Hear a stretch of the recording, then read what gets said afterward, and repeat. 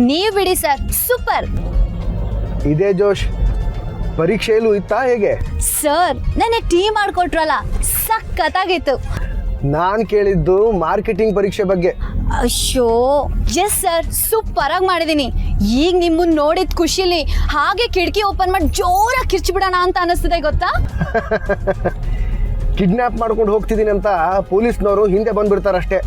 Sir kidnapper ನೀವಾದ್ರೆ ನಾನು ಏನು ಮಾತಾಡಲ್ಲ, ಸುಮ್ಮನೆ ನಿಮ್ಮ ಜೊತೆಗೆ ಬಂದ್ಬಿಡ್ತೀನಿ. ಅನು ತಗೋ, ಮ್ಯಾನೇಜ್ಮೆಂಟ್ಗೆ ಸಂಬಂಧಪಟ್ಟಂತ ಪುಸ್ತಕಗಳು. ವಾವ್ ಸರ್, ನಾನು ಇದನ್ನೇ ಹುಡುಕ್ತಿದ್ದೆ. ಆ್ಯಕ್ಚುಲಿ ನಾನು ಲೈಬ್ರರಿಗೆ ಹೋಗಬೇಕು ಅಂತ ಅನ್ಕೊಂಡಿದ್ದೆ. ಎಲ್ಲೋದ್ರು ಈ ಸೆಕ್ಯೂರಿಟೀಸ್ ಜೊತೆಲೇ ಬರ್ತಾರಲ್ಲ, ನಂಗೊಂಥರ ಮುಜುಗರ.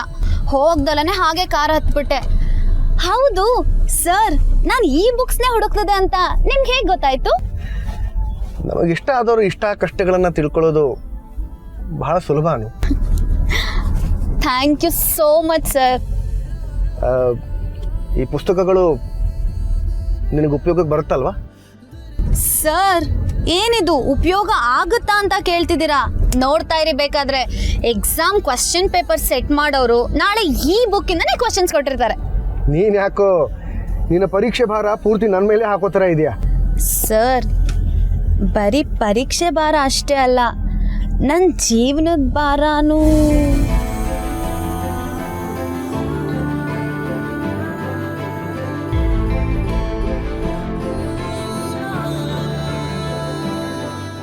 ಸರ್ ಆದರೂ ನೀವು ಈ ರೀತಿ ಡ್ರೈವರ್ ಥರ ಬಂದಿರೋದು ನಂಗೆ ತುಂಬ ಬೇಜಾರಾಗ್ತಿದೆ.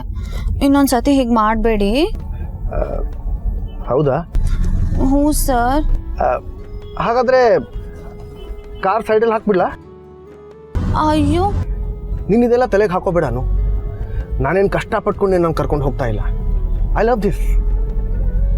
ಬದುಕಿನ ಚಿಕ್ಕ ಚಿಕ್ಕ ಸಂತೋಷಗಳನ್ನು ನಾವು ಅನುಭವಿಸ್ಬೇಕು ಅಂತ ನೀನೇ ತಾನೇ ಹೇಳ್ಕೊಟ್ಟಿದ್ದು. ಆ ಚಿಕ್ಕ ಚಿಕ್ಕ ಸಂತೋಷಗಳನ್ನು ನಿನಗೆ ಕೊಡೋದ್ರಲ್ಲಿ ನನಗೇನೋ ಒಂಥರ ನೆಮ್ಮದಿ ಇದೆ. ನೀನು ಇದರ ಬಗ್ಗೆ ತಲೆ ಕೆಡಿಸ್ಕೋಬೇಡ. ತಲೆ ಕೆಡಿಸ್ಕೊಂಡ್ರೆ ಪರೀಕ್ಷೆಯಲ್ಲಿ ಕುಂಟಬೇಕಾಗತ್ತೆ. ಅಲ್ಲಿ ಓಡಬೇಕಂತಂದರೆ ಓದಬೇಕು ಅಲ್ವಾ? ಎಸ್ ಸರ್, ನಾನು ಓದ್ತೀನಿ. ಗುಡ್. ನೀನು ಚೆನ್ನಾಗಿ ಓದ್ಕೋನು. ಚೆನ್ನಾಗಿ ಓದಿ ಪರೀಕ್ಷೆ ಚೆನ್ನಾಗಿ ಮಾಡು. ನೀನು ಪರೀಕ್ಷೆ ಚೆನ್ನಾಗಿ ಮಾಡಿದ್ರೆ ನಿನಗೊಂದು ಸರ್ಪ್ರೈಸ್ ಕೊಡ್ತೀನಿ ಅಂತ ಹೇಳಿದ್ದೀನಿ. ಜ್ಞಾಪಕ ಇದೆ ಅಲ್ವಾ? Sir ನೆನಪಿದ್ಯಾನಾ?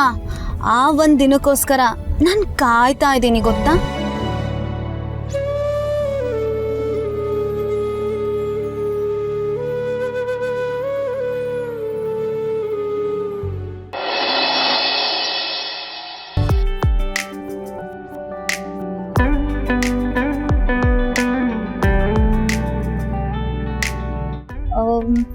Auto, bus, bike, car. ರಸ್ತೆಯಲ್ಲಿ ಯಾವ್ಯಾವ ಗಾಡಿಗಳು ಹೋಗ್ತಿವೆ ಅಂತ ಲೆಕ್ಕ ಹಾಕ್ತಿದ್ಯಾ?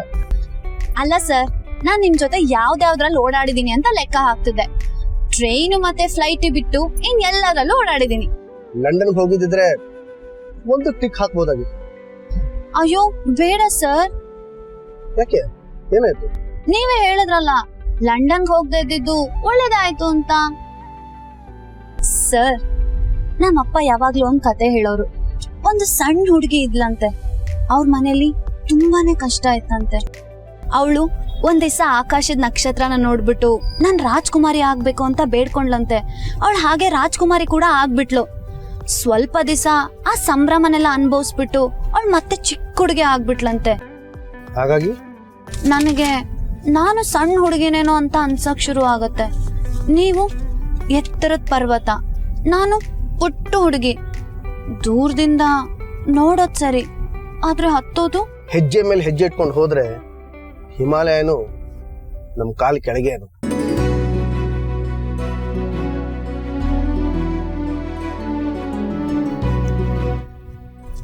ಆದ್ರೂ ಹೆಜ್ಜೆ ಹೆಜ್ಜೆಗೂ ಸೆಕ್ಯೂರಿಟಿ ಜೊತೆ ಓಡಾಡೋ ನೀವು ಇವತ್ ಯಾವ್ದೇ ಸೆಕ್ಯೂರಿಟಿ ಇಲ್ದಲೆ ನನ್ ಜೊತೆ ಬಂದಿದ್ದೀರಾ, ಅದು ನೀವೇ ಕಾರ್ ಓಡಿಸ್ಕೊಂಡು. ನಾನು ಒಬ್ನೇ ಇರ್ಬೇಕಾದ್ರೆ ನನಗ್ ಸೆಕ್ಯೂರಿಟಿ, ನೀನ್ ನನ್ನ ಜೊತೆಲಿ ಇರ್ಬೇಕಾದ್ರೆ ನನಗೆ ಸೆಕ್ಯೂರಿಟಿ ಬೇಕಿಲ್ಲ. ಇದು ಒಂಥರ ನಾನಿ ನೀನ.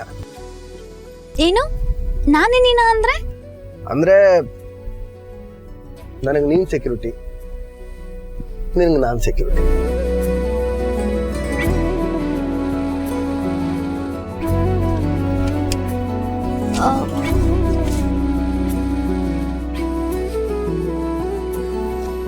ಸರ್ ಯಾಕೆ ಇಲ್ಲಿ ನಿಲ್ಸಿದ್ರಿ?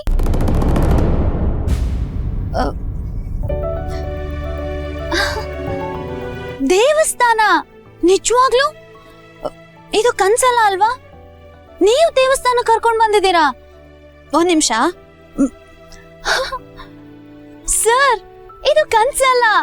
ನೀನು ಮೊದಲು ಸಾರ್ ನೀವ ಇದು ಮಾಡ್ತಿದ್ದು, ನೀವ ಇಲ್ಲಿಗೆ ಬಂದಿದ್ದು ಅಂತ ಶಾಕ್ ಆಗೋದನ್ನ ಬಿಡು. ನನಗೆ ಸಾಕಾಗಿ ಹೋಗಿದೆ. ನಾನೇನು ಮಂಗಳ ಗ್ರಹದಿಂದ ಬಂದಿದ್ದೀನ?